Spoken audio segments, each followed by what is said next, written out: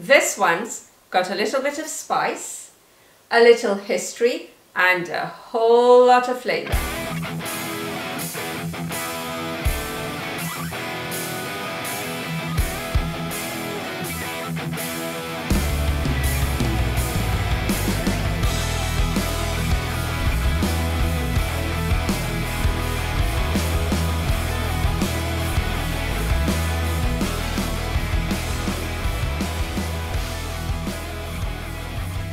Hey Lynn's foodies, fancy a curry today?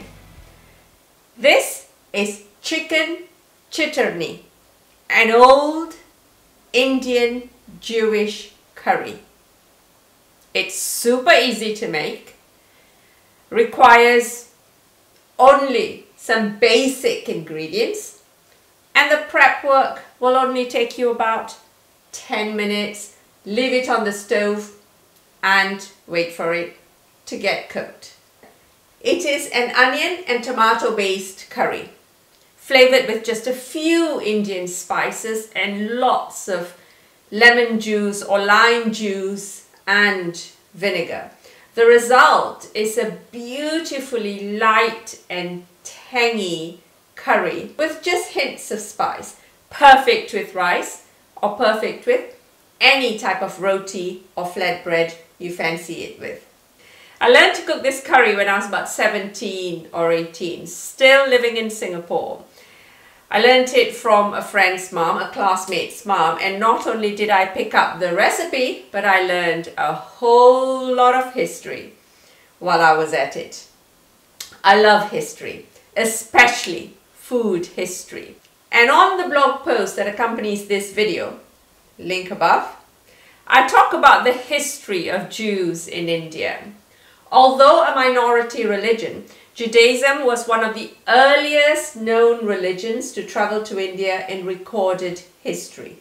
On the blog post, you'll also find me playing food detective. Based on the ingredients used, the few Indian spices, the vinegar and the lemon juice, and also where the Jews traveled, where they came from, where they traveled along India, where they settled, I come to a conclusion as to which section of the Jewish community this recipe belongs to.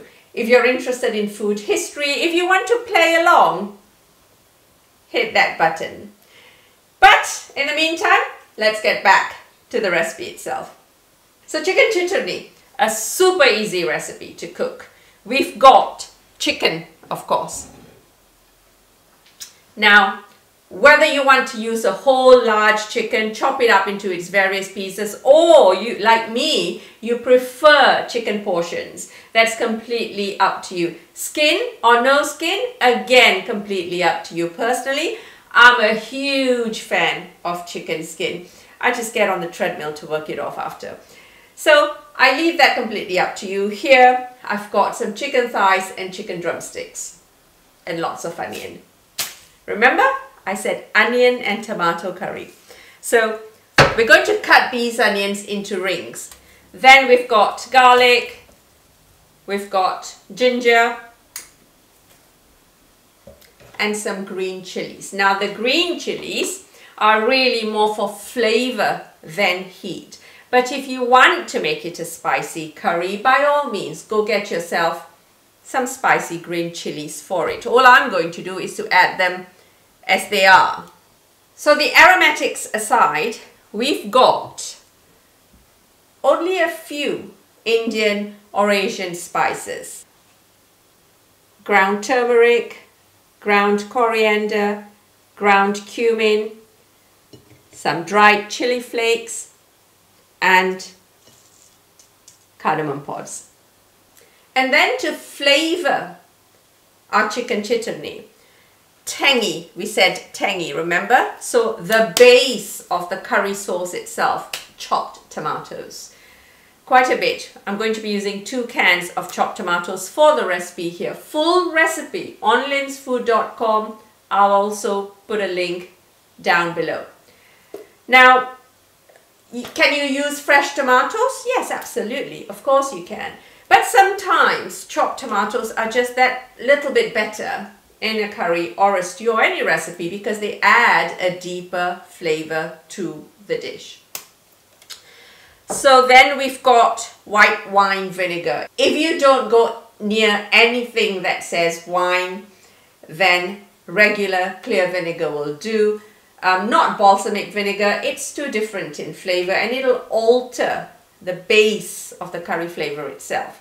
So besides our white wine vinegar, we've got, typically lemon juice is used in this curry, but you can also use lime juice, which I'm going to be doing today, but that is completely up to you. On my blog post, it's lemon juice that we're using.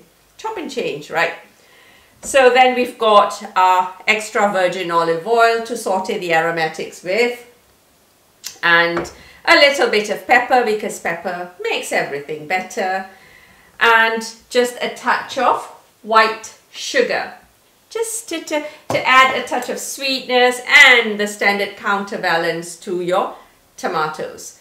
And then finally, when the curry is cooked, we're going to add a liberal sprinkle of freshly chopped fresh coriander leaves, or cilantro in American speak. So that's it. Saute the onions, add the rest of the aromatics, add the spices, add the chicken, chop tomatoes go in. Then we're going to cook it until the chicken is done. And that's it. You're good to go. So, shall we get our aprons on?